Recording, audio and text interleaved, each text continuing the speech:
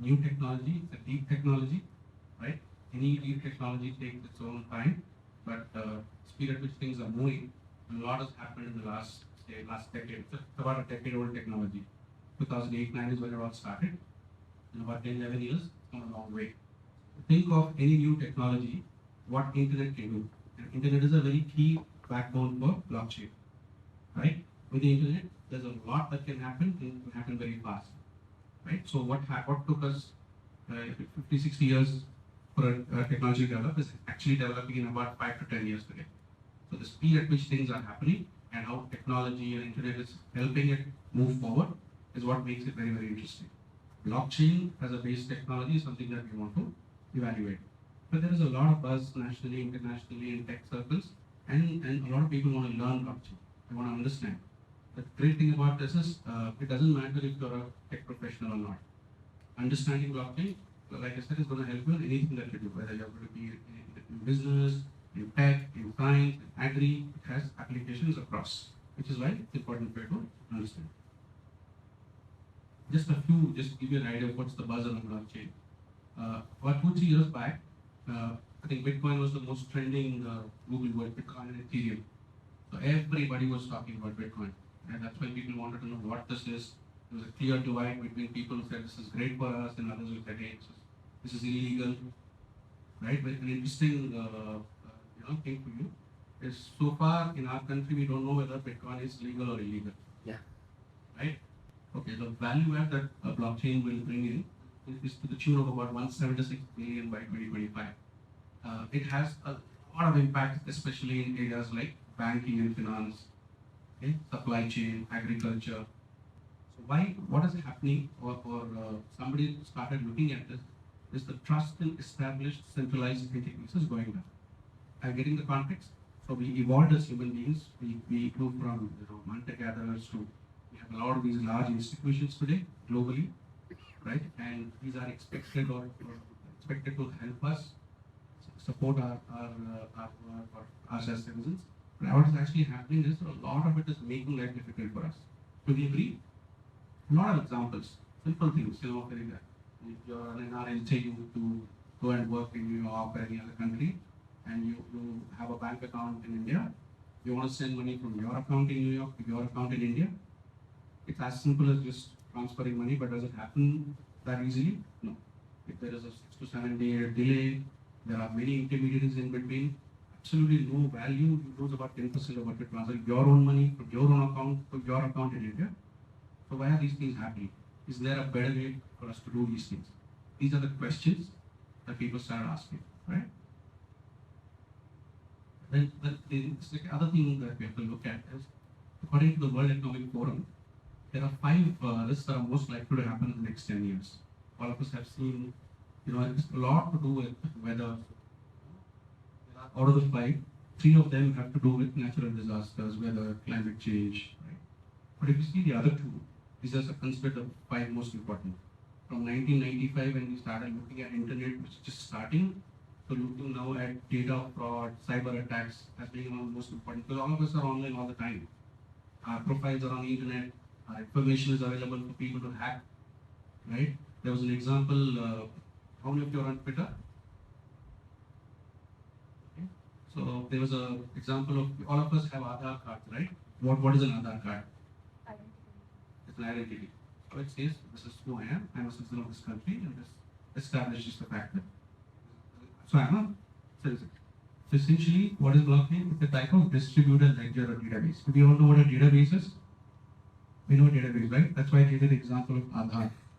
What is Aadhaar? It is a database of the personal identity details of all the citizens of the country. Correct? So it's a database. How is this different from a blockchain? Now the Aadhaar database is what is called as centralized. It's RDBMS database where information is stored in one location or in one place. Imagine the same information being stored in thousands of computers.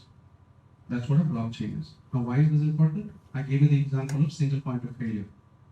Right? I try and hack one system, then all our data is gone. Here it's not possible. Anybody, which is why you have to look at the consensus mechanism, all of that comes into place. If somebody tries to hack it, right, all the other nodes which which know that there is something that's happening, will ensure that that doesn't happen. So these are very simple explanations. There is a lot of technology involved in this, but essentially this is what it is. It comprises of unchangeable digitally recorded data in packages called blocks. That's why it's a chain of blocks called blockchain. Okay. So each block in the chain contains data. Data can be anything. It can be transaction data. It can be your asset, say your title ownership of land. It can be currency like Bitcoin. It can be anything that's digital in nature, right? And these blocks of data are stored in a linear chain. Now, why a linear chain? Because one of the key characteristics of blockchain is that it is auditable. Any information that is on the blockchain can be verified at any point in time. Which means from the first information that was put on the blockchain till what is available today, all of it can be verified. So, for example, the first transaction that ever happened with Bitcoin in 2009, you can still go and check. You guys should be able to actually go and check it out. It's great, right? You can actually check. So, every blockchain, one of the key characteristics is auditable. It's verifiable. It's transparent, right? And it gives you the security. When you say transparent, the first question that comes is, hey, then how is it transparent? My data is out there.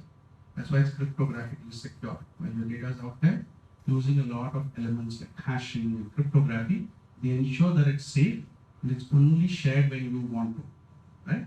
With who you want to. That's the whole idea. There's no single point of failure at downtime. Okay? So blockchains could be public or private. So far, what we spoke about, say Bitcoin, is a public blockchain.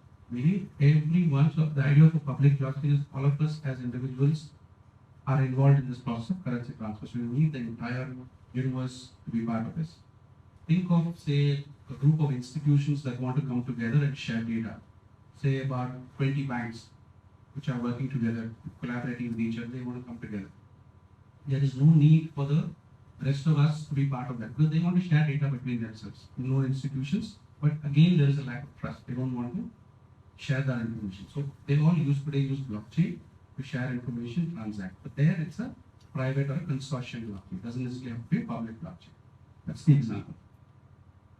This is what happens on the block. Like I said, each block, there is a process by which the block gets created. There is a process by which the data in the blocks get validated. And there is a process by which the blocks get locked and become part of the chain. It's all technology. So each block, so there is this concept of a hash. Does anybody have to get what is a hash? Hash. The data gets encrypted using an asymmetric. Yeah. So when you put information into a hash algorithm, you get an output, which basically typically think of it like an identifier. Say you take information available in a complete digital library, you run it through a hash algorithm, it comes out with one single identifier for all the information that's been put. Right? So the hash can include just one byte of data, or it will include millions of gigabytes of data. But each data which is put into a hash algorithm gives you a particular identifier. And the reason she mentioned that you can actually verify cryptographic proof, right, to know that this transaction happened and that's one so actually transacted. Hash is an example of that. So all the data, transactions and all the data that goes in, hash values are created, right? Hash of hashes are created, and this concept of creating multiple hashes for each level of data is called a Merkle tree. And these are all concepts that have been around for many years. The great thing about blockchain is all of this has come together. Cryptography, distributed networks, right? Hashing, all of these are concepts that have come together in creating blockchain. So how are these blocks linked together? So if you look at what the block actually has, so it has block n-1. So the previous block's identifier of the hash value plus combined hash of all the new transactions plus a timestamp as to when this block has got created, right? Plus what is known as a nonce. Now this is again a complicated concept, but think of it as a random number which helps in deciding the difficulty level of the block. It's a random number, and a set of zeros. And the newest block. All this information is stored on this block. And each of these blocks gets added to the chain. Okay? So let's not get too much into the technical aspects of it, but essentially digital packets of data which have cryptographic proof, which have data in them, which can be validated, verified, and it's transparent. Right? That is what a blockchain is. There are, I told you there are different types of blockchains. Public blockchain, the example is Bitcoin. Have you heard of this blockchain called Ethereum? Very, very important thing for us to understand. Now, 2009 is when I said Bitcoin was launched as a solution. What was Bitcoin was able to do was it could only do financial transactions or currency exchange. That was the only use case that was possible. In 2014, somebody came up with an option to say, hey, this backbone of this decentralized database, cryptography, can actually have a lot of other things that can be done on this, not just financial transactions. We can do a lot more, right? So there was a platform created called Ethereum, which is another public blockchain. What they did with Ethereum was they gave access to people like you and me to go and program and use the blockchain infrastructure they're already created. So I can write my own code, I can create my own business logic, and I can create solutions and products using this Ethereum blockchain protocol. It gave me the opportunity to create my own use cases, which is why today we're talking about blockchain being used in many use cases other than just financial transactions. So agriculture, supply chain, a lot of those things are possible because somebody used this backbone and created an infrastructure where we could build these programs, right? So that's why Ethereum in 2014 is an important development and milestone. That's a public blockchain. And there are consortium blockchains. So like I give you the example of few banks, few institutions wanting to come together, right? They're all private or consortium blockchains. Completely private blockchain is, I don't know if you've heard of this company called Ripple. Anyone here? It's again, they're trying to solve this problem of money transfer. What they're trying to do is, so we spoke about Bitcoin, which is a radical thought where the intermediaries are not required at all. The governments, the financial institutions that are existing are not needed to be there in the chain. But we have governments.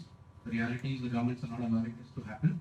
So this is like so Ripple said, okay, we will try and use the existing infrastructure and rules and regulations, but we will still create a unique or an innovative way to bring about money transfer.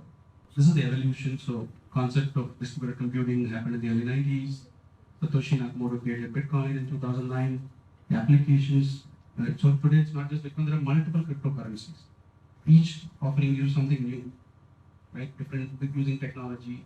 Somebody says we give you more security, somebody says we give you better value. So a lot of you, because technology can do a lot of things. So a lot of cryptocurrencies are around in the market. And then in 2014 is when use of blockchain technology for other things other than cash transactions started happening with Ethereum. And now there are multiple such protocols.